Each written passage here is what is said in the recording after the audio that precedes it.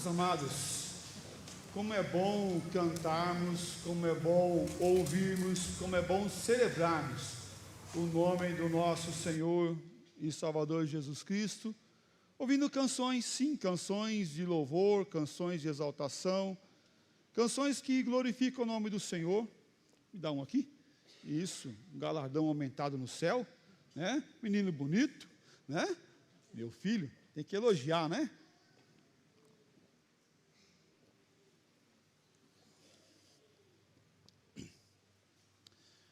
Para a nossa meditação nessa noite, convido você a abrir a palavra do Senhor em Gálatas, capítulo 4. Nós vamos ver do versículo 3 ao 7. Gálatas, capítulo 4, do versículo 3 ao versículo 7. Eu vou ler os ímpares e peço que a igreja leia os pares. Diz assim a palavra do nosso bondoso Deus: assim também nós, quando éramos menores, estávamos servilmente sujeitos aos rudimentos do mundo. Vindo, porém, a plenitude do tempo, Deus enviou seu Filho, nascido de mulher, nascido sob a lei, para resgatar os que estavam sob a lei, a fim de que recebêssemos a adoção de filhos. e porque vós sois filhos, enviou Deus ao nosso coração o Espírito de seu Filho, que clama, Abba, Pai. De sorte que já não és escravo, porém filhos, e sendo filho, também herdeiro por Deus. Obrigado, ó Pai, pela Tua palavra, obrigado pelas canções aqui já cantadas ao Senhor em celebração ao Teu nome. Obrigado, ó Pai, por cada parte desse culto e obrigado porque o Senhor irá falar aos nossos corações através da Sua palavra lida. Em nome do Senhor Jesus, ó Pai, assim oramos, assim pedimos. Amém, ó Pai. A carta de Gálatas é dada a autoria para o apóstolo Paulo. Isso nós temos um consenso muito claro dos nossos estudiosos. Essa carta tem um tom apologético, um tom de confrontação daqueles que estavam anunciando coisas diferentes da palavra do Senhor e daquilo que o apóstolo Paulo havia ensinado para aquela igreja. E havia ali alguns que estavam ensinando que o cristianismo não era tão bom assim, era apenas uma roupagem, era apenas uma forma e não um novo estilo de vida, ou aquilo que o Senhor Jesus veio para ensinar e mudar. E o apóstolo Paulo está trabalhando nesse conceito, e veja só o que ele fala lá em Atos, capítulo 15, versículos 1 e 5. Alguns indivíduos que desceram da Judéia ensinavam aos irmãos: se não há circuncisão, se não vos circuncideis segundo os costumes de Moisés, não podeis ser salvos. Havia agora alguns que queriam voltar para o rito anterior, para a forma anterior, para a prática anterior, e agora havia um confronto muito claro, e o apóstolo Paulo está combatendo justamente essa ideia, e mostrando a relevância de Cristo Jesus. Esse menino que nós cantamos, do nascimento, que ele nasceu há 2000 anos atrás, esse menino que nasceu dessa mulher simples para salvar e mudar. Havia um povo, um grupo que estava falando: olha, se vocês não circuncidarem, se vocês não manterem o rito, vocês não vão ser salvos. E o versículo 5 continua ele trazendo essa instrução. Leamos todos juntos. Surgiram-se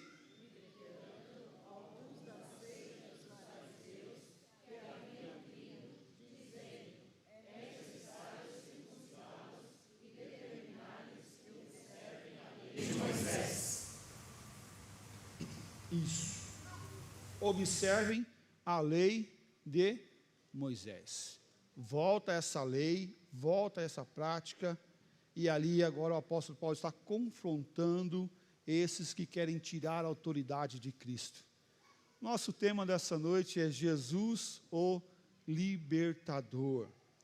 E quando, para entender que Jesus é libertador, nós temos que entender, em primeiro lugar, que Jesus nasce na plenitude do tempo. O que que é plenitude do tempo? E ele fala isso no versículo 4. Vindo, porém, a plenitude do tempo, Deus enviou o seu filho, nascido de mulher, nascido sob a lei.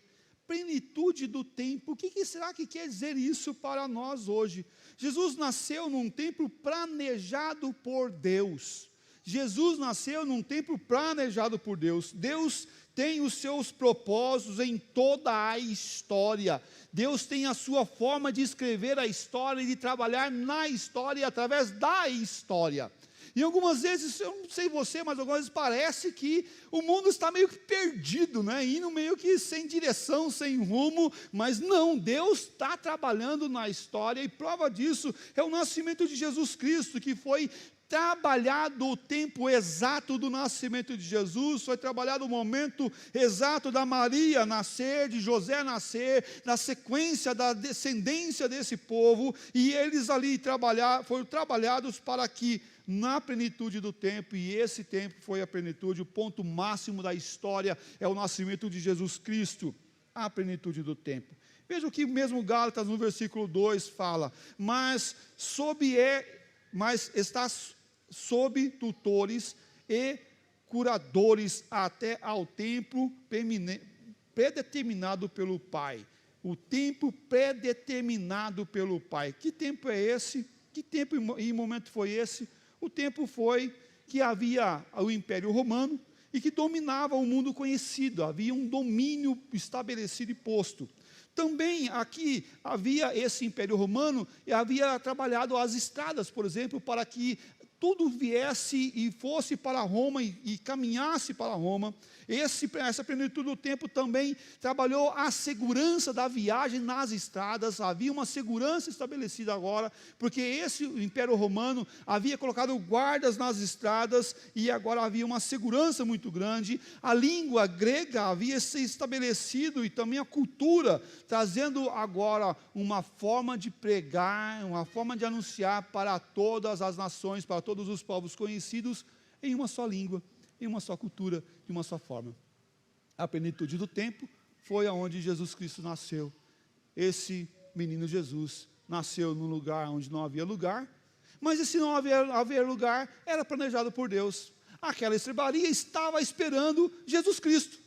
Não foi ali uma falta de planejamento de José, uma coincidência, esse licenciamento naquele tempo, naquela ocasião, e não foi ali por acaso que foi naquela estrebaria, com aqueles animais, que Jesus nasceu. Pelo contrário, na história, foi planejado por Deus, ele nascer naquele lugar, e determinado para que isso viesse a acontecer.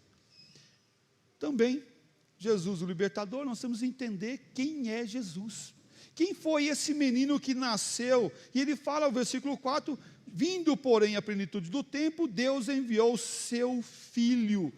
Esse menino é Filho de Deus. Jesus Cristo, a segunda pessoa da Trindade, aquele que nasceu, mas aquele que se encarnou, é o Deus encarnado. Jesus Cristo agora assume a forma de homem, e é interessante quando nós observamos Filipenses falar que ele não se fez caso, mas ele assumiu essa forma, mesmo sendo Deus, não julgou como usurpação ser igual a Deus, antes a si mesmo se esvaziou, assumindo a forma de servo, tornando-se em semelhança de homens, e reconhecido em figura humana, a si mesmo se humilhou, tornando-se obediente até a morte, e a morte de cruz. Esse Jesus, esse menino Jesus que nasceu, é o Deus encarnado, a segunda pessoa da Trindade. Não foi apenas um menino que nasceu, não foi apenas uma pessoa que tinha habilidades, que tinham dons, que tinham formas de agir, que convenciam com uma narrativa bonita. Não, é o Deus encarnado, que rasgou a si mesmo, não fazendo caso de ser igual a Deus, mas veio e se esvaziou, assumindo a forma de homem.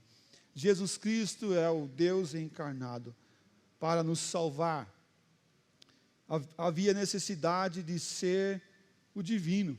Jesus Cristo precisava ter uma forma de pessoa, ser uma pessoa, tanto como natureza divina como humana.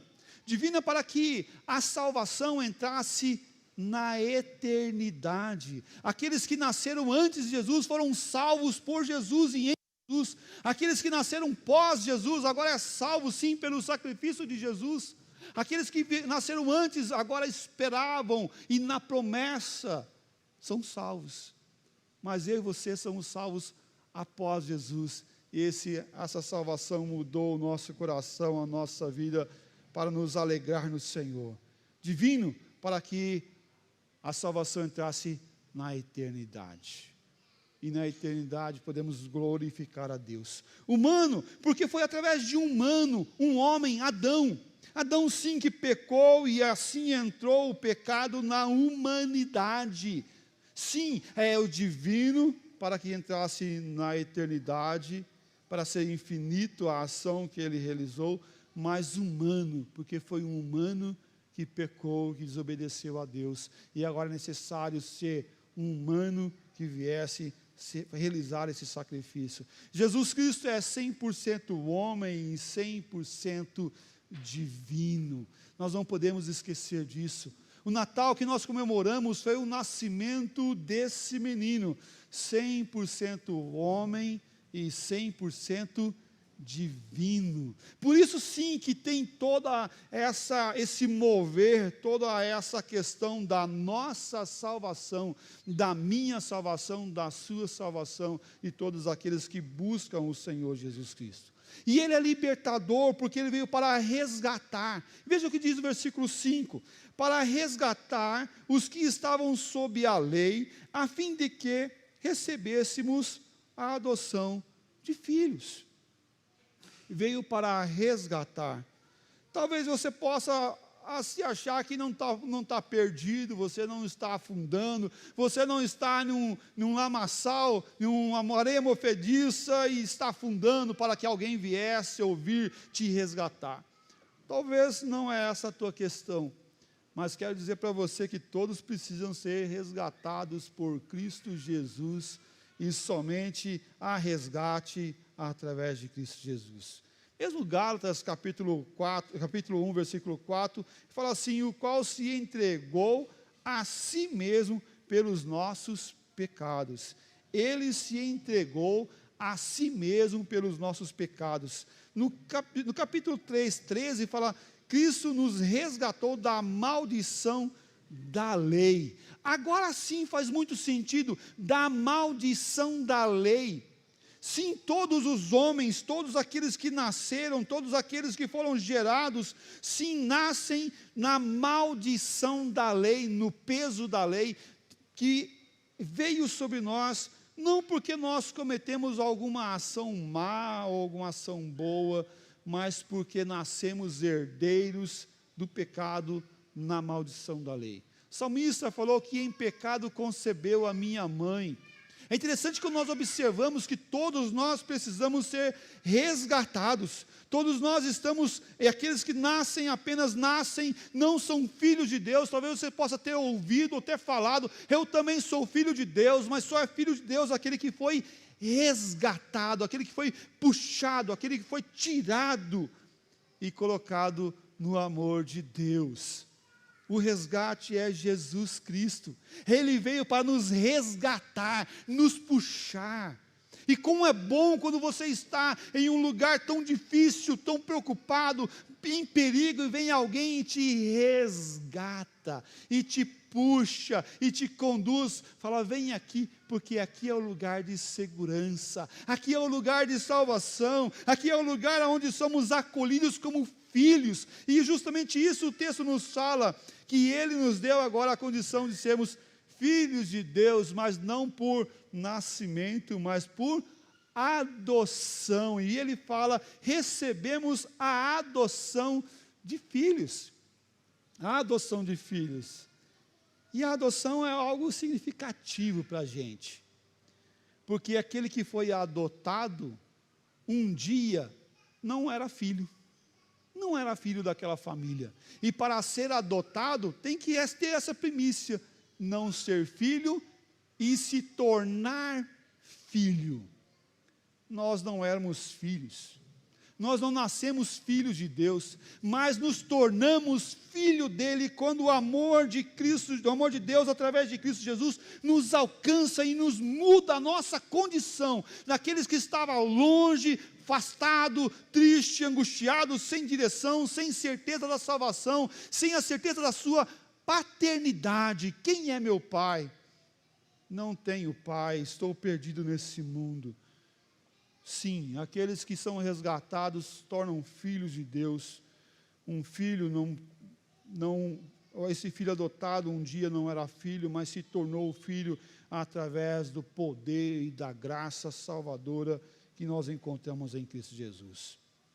Agora podemos tomar posse dessa bênção. Agora podemos viver não como aqueles desgarrados, longe, afundando, mas podemos viver e assumir uma posição de filho de Deus. E como é bom saber disso, que nós somos filho do Deus Altíssimo, aquele que era, que é e que há de vir, aquele que é todo-poderoso, aquele que é infinito em poder, graça e misericórdia. Aqueles que foram adotados, sim, são filhos do Altíssimo, e esses podem dizer Abba Pai. Esses podem dizer Abba Pai, porque tem a intimidade. O versículo 6 fala justamente isso. Porque vós sois filhos, enviou Deus ao nosso coração o Espírito de seu Filho, que clamamos Abba Pai. Esse Abba Pai é aquela criança pequena que fala papai. Papai. É aquele que tem intimidade com o seu pai. É essa condição que ele nos dá. A condição de sermos chamados filhos de Deus, mas não daquele que é distante, mas é aquele filho achegado ao seu pai. Filho próximo, filho que fala, papai querido, estou aqui, eu era escravo, agora sou livre para te amar e receber o amor dos céus em nossas vidas e corações. Você que é filho pode se achegar ao Pai e engrandecer o nome dEle. Você que é filho pode contemplar o amor de Deus através de Cristo Jesus, desse menino que nasceu, desse menino que veio para mudar a história, desse menino que mostrou o amor de Deus. O amor de Deus. Porque Deus amou o mundo de tal maneira que o quê? Para que todo aquele que nele crê não pereça, mas tenha a vida eterna. Glórias ao nome do nosso Deus. Glórias ao nome do nosso Pai. Porque Ele nos amou, Ele nos mudou, Ele nos adotou e agora temos a vida e o Espírito Santo em nossa vida, para que pudéssemos cantar, contemplar e agradecer por Cristo Jesus. Ele é a minha salvação, Ele é a tua salvação. Se não é, pode ser a sua salvação, em nome do Senhor Jesus. Convido você a baixar a sua cabeça mais uma vez nessa hora. Convido você a colocar o teu coração diante do Senhor. Você que é filho, foi adotado e sabe disso, agradeça a Deus. Fala, Pai, obrigado porque através desse menino Jesus, 100% homem, 100% Deus, que nasceu dessa mulher simples, nasceu da Virgem Maria, nasceu e foi criado por essa família abençoada. E agora podemos glorificar o nome do Senhor por Cristo Jesus. Mas quero falar para você também que não se sente filho ainda. Você que está desgarrado, está longe, quero dizer para você que o Senhor quer te salvar. Se você entendeu essa mensagem de salvação nessa noite, se você compreendeu que o Senhor Jesus nasceu para te salvar, para mudar a tua condição e para encher o teu coração de viva esperança, quero falar para você, hoje é o dia da tua salvação em nome do Senhor Jesus. Abre o teu coração para o teu Pai de amor e busca Ele e fala, quero ser teu filho, ó Deus Pai querido. Quero ser teu filho, me adota, me salva, que o sangue do Senhor Jesus Cristo venha lavar o teu coração e te purificar de toda a injustiça, para a glória do Senhor Deus Pai Todo-Poderoso. Ó Deus, nós agradecemos e louvamos ao Senhor pela salvação em Cristo Jesus. Agradecemos, ó Pai, porque aqueles que não eram, aqueles que estavam desgarrados, aqueles que estavam longe, perdidos, puderam, ó Deus, receber o teu amor através desse menino que nasceu no tempo apropriado, no momento certo, para nos fortalecer, para nos reconciliar com o Senhor. Obrigado, ó Pai. Ó Deus, mas também eu quero interceder, ó Pai, quero clamar por aqueles que não te conhecem, por aqueles, ó Pai, que ainda não são filhos, mas que entenderam, ó Pai, a relevância e a importância disso nessa noite. Quero clamar, ó Pai, que o Senhor venha adotar esses como o Senhor nos adotou. Que o Senhor venha trabalhar nesse coração. Viva a esperança que só temos em Cristo Jesus. Ó Pai querido, venha salvar e transformar os nossos corações e o coração daqueles que não te conhecem, ó Deus, para que venham te conhecer e te amar, não apenas como Deus, como Criador, mas como Pai, como Senhor da nossa vida, aquele que era, aquele que é, e aquele que irá enviar Jesus Cristo para nos salvar. Salva, ó Pai, transforma, resgata, em nome do Senhor Jesus, nós oramos e agradecemos. Amém, ó Deus. Amém.